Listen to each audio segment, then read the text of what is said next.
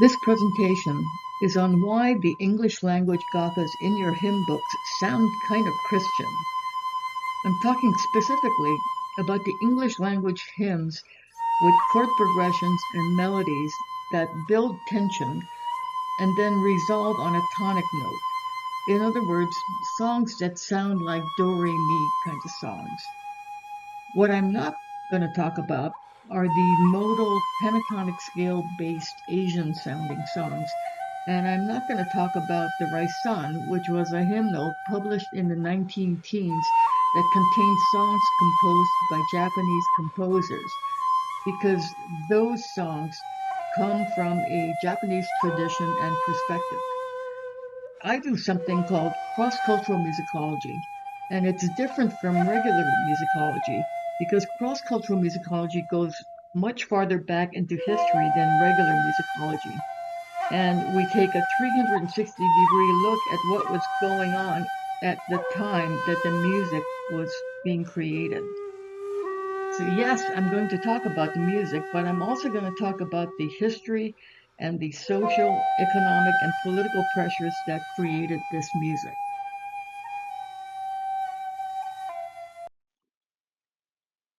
So I'm going to start with Japan in the 19th century. The Opium Wars were fought between China and Great Britain from 1839 to 1842. And there were two wars that were fought, and the British won both of these wars. And the British victory led to a sense of crisis in Japan. And sure enough, in 1853, Commodore Perry from the United States sails his ships into Tokyo Bay and demands an end to Japan's isolation.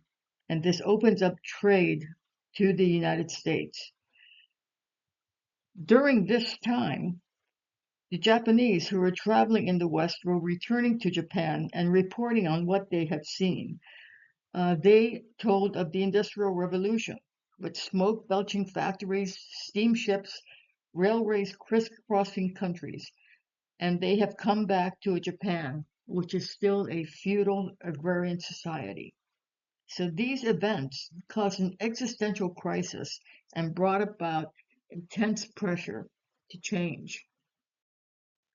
So in January of 1868, a coup d'etat took place, and this coup d'etat dissolved Japan's feudal system of government and brought the Emperor Meiji to power. Meiji was supported by a group of young visionary samurai, and over the next 20 years, Japan turns to the West and experiences an incredible revolution. The Meiji Restoration introduces a constitution for unity of the nation state, industrialization for material strength, and a disciplined military for security. Japan installs other Western institutions during this period: a criminal justice system, an educational system with accredited universities, and a legislature called the Imperial Diet. They also begin to mimic Western society and fashion. Notice how differently the emperor and the shogun are dressed in these pictures. The shogun is dressed in his traditional attire, yet Meiji is dressed almost like a British admiral. And Japan begins to mimic the West with music.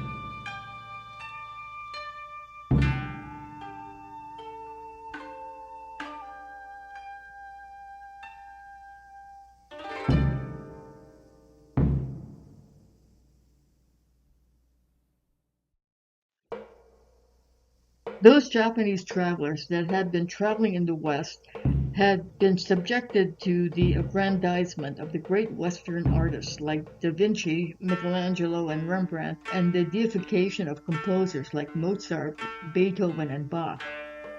These travelers spoke of complex Western musical compositional techniques like fugues, counterpoint, multi-part harmonies, and lush orchestrations and arrangements. In the meantime, all Japan had was its woodblock prints, calligraphy, lacquerware, and ceramics. Musically, Japan had its court music, or gagaku music, its religious music, its theater music, which included no drama and kabuki, and its thousand-year-old minyo music. So the Japanese come to view themselves culturally as primitive and inferior. So this was the Japan of the 1880s. Meanwhile, over in Hawaii, there was a big sugar boom taking place, and there was a demand for laborers. So in 1868, some Ganenmono immigrants came over from Japan, but there wound up being a concern for their safety and the working conditions here. So the Immigration Convention Treaty of 1886 was signed, and this was an agreement between Hawaii and Japan that offered protection for Japanese immigrants coming to work in the fields. But its real purpose was to keep the sugar plantations supplied with cheap immigrant labor. Most of the immigrants from Japan were from Hiroshima and Yamaguchi prefectures, which were in western Japan. This area was the domain of Nishi Honganji. We're going to talk a lot about Nishi Honganji because they were quite progressive and became responsible for creating this music, as well as the hymn books and the building of churches. Now, in Japan, Buddhism functions were for funereal and commemorative services. But because workers or their family members would pass away, there was a need for ministers in Hawaii to perform these functions. So, Nishi Honganji sent Reverend Kagahi to Hawaii in 1889, and he arrived in Honolulu in early March. And he was there for about 2.5 weeks, and during that time, he held a brief service in Honolulu, and that service consisted mainly of sutras chanted in Sino-Japanese. After the service, Reverend Kagahi came over to Hilo. Why Hilo? It was because at the time, Hawaii Island, along with Kauai, had the most plantations established. So when he got to Hilo, Reverend Kagahi leased land on the Makai side of the corner of Front Street and Puna, Hawaii, near where the Mo'oheo Park Bandstand is today. He built the first honganji there by enlisting the help of plantation workers in the area. After the church was completed, Reverend Kagahi returned to Japan to report on his progress and to procure more funding.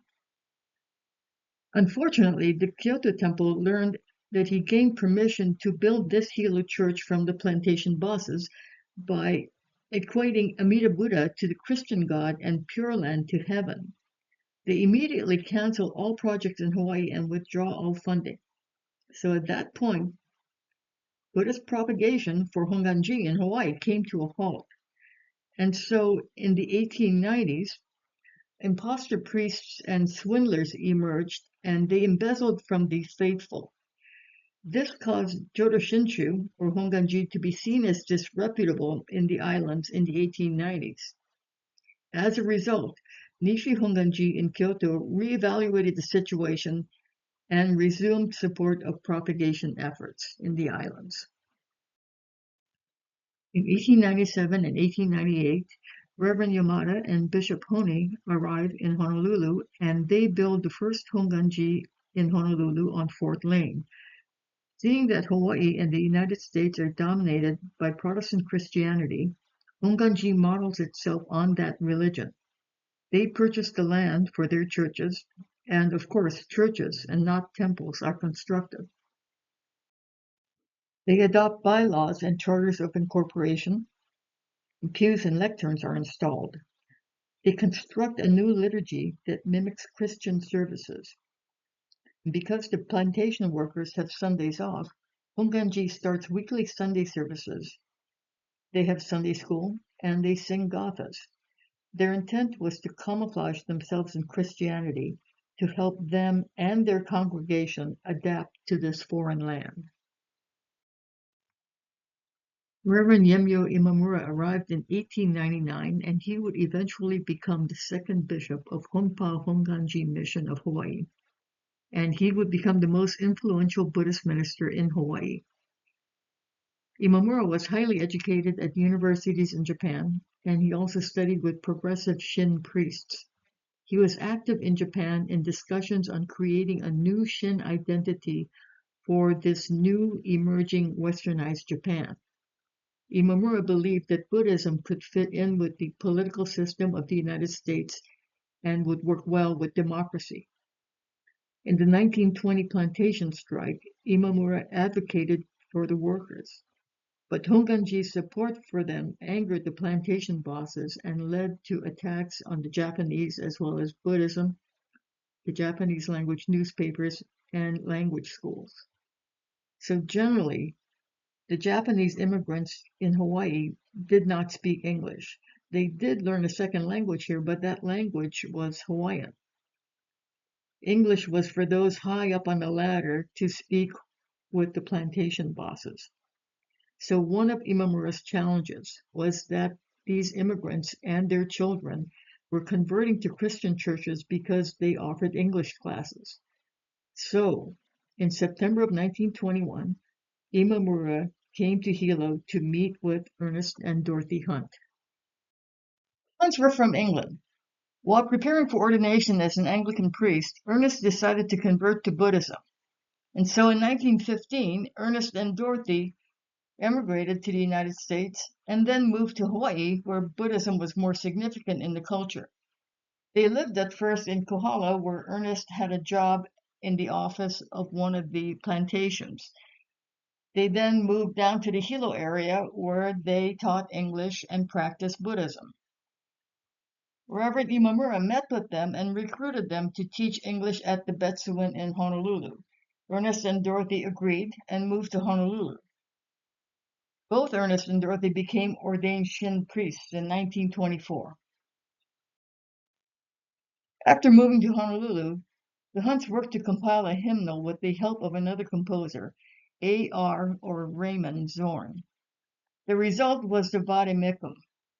Vademecum means "go with me," and it is both a hymnal and a service book, which means that it has the authority of the church behind it, and that it contains instructions on how to perform various services. The first printing of the Vademecum was in Hilo in 1924. This is the second edition. These hymns reflect Ernest Hunt's view on Buddhism. He was not a believer in Pure Land. He followed Theravada Buddhism, which focuses on individual enlightenment through personal effort and meditation. Because of this, the songs have non-sectarian themes that are from fundamental Indian Buddhism, but use the imagery of Christianity inserted into hymns with the harmonic and melodic sensibilities of the West. So these songs are in essence not Pure Land. Note that Vandana Tisarana, or actually just Tisarana here, is written as a chant. There are also instructions on how a service should be conducted: salutations, reading from the scriptures, and invocation, etc. So when asked to assemble a hymnal, the Hunts drew on the familiar for them, which were Protestant hymns.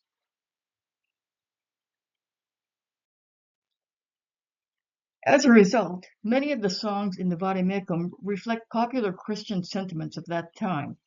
Some elevate and deify the Buddha or Shinran by referring to them as Lord Buddha or Saint Shinran.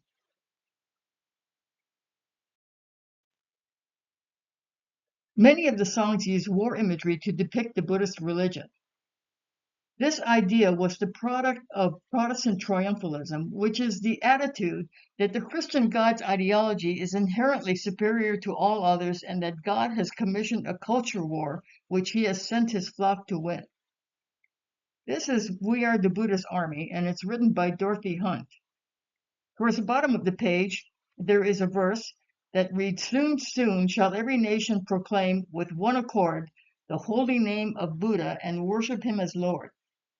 This is interesting because with songs like this, Dorothy Hunt turns Protestant triumphalism around by instead of spreading Protestantism, it advocates a crusade aimed at converting the Christian West to Buddhism.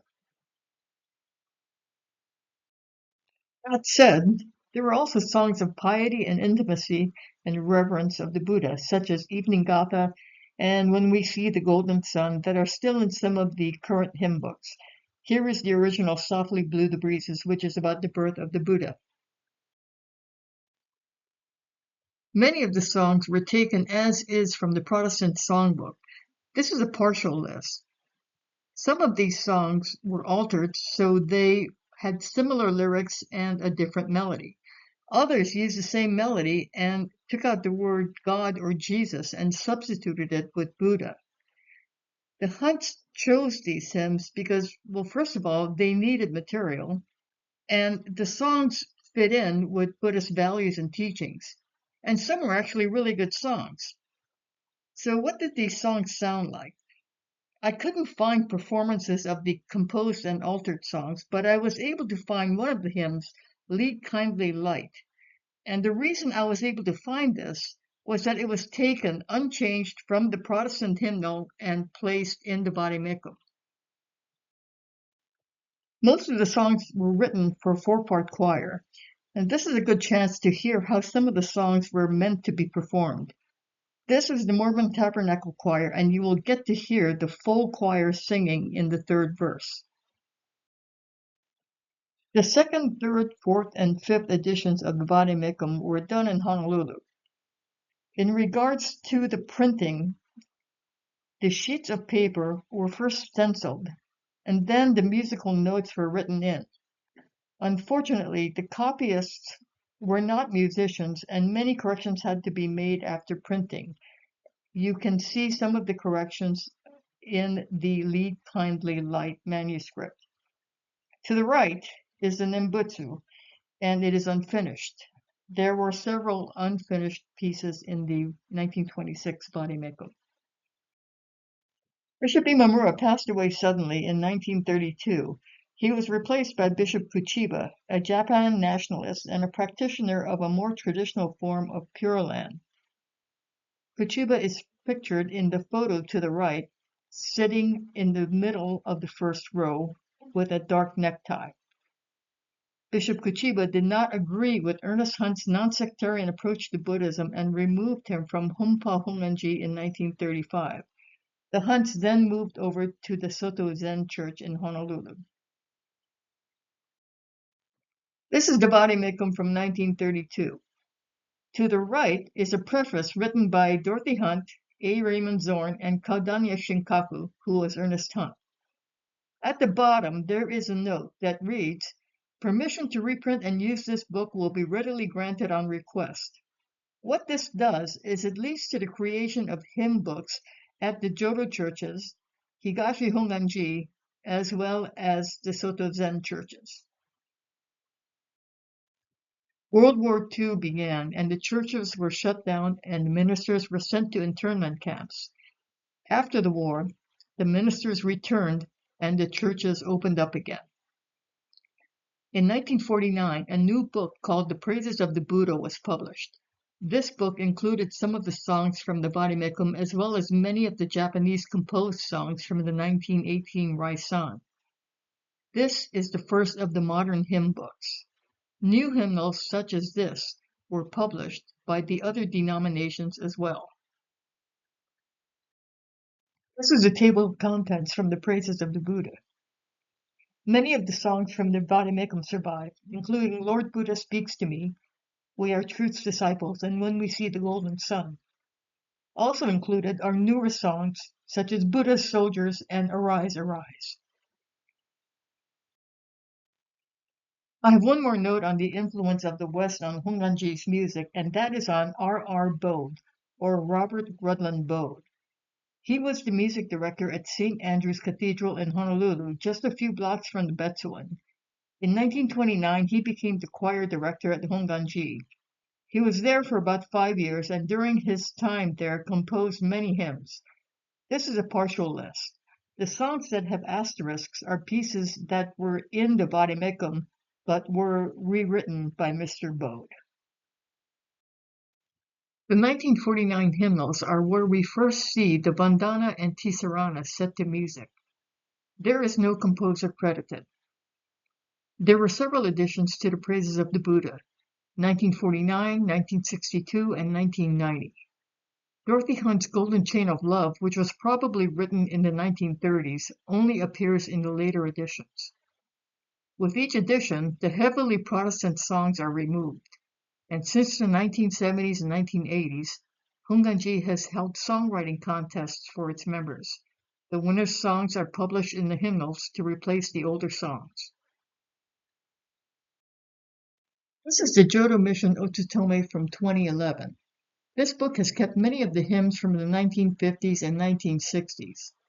The Soto Zen churches have also kept a fair number of hymns from the older hymnals. Higashi Honganji, on the other hand, has gotten rid of all the hymns and replaced them with chants and sutras. On the other hand, there are some Higashi temples in Japan that have adopted the westernized Vandana Tisarana and now perform it in their rituals. So this is how these very Western and somewhat Christian hymns made it into your songbooks.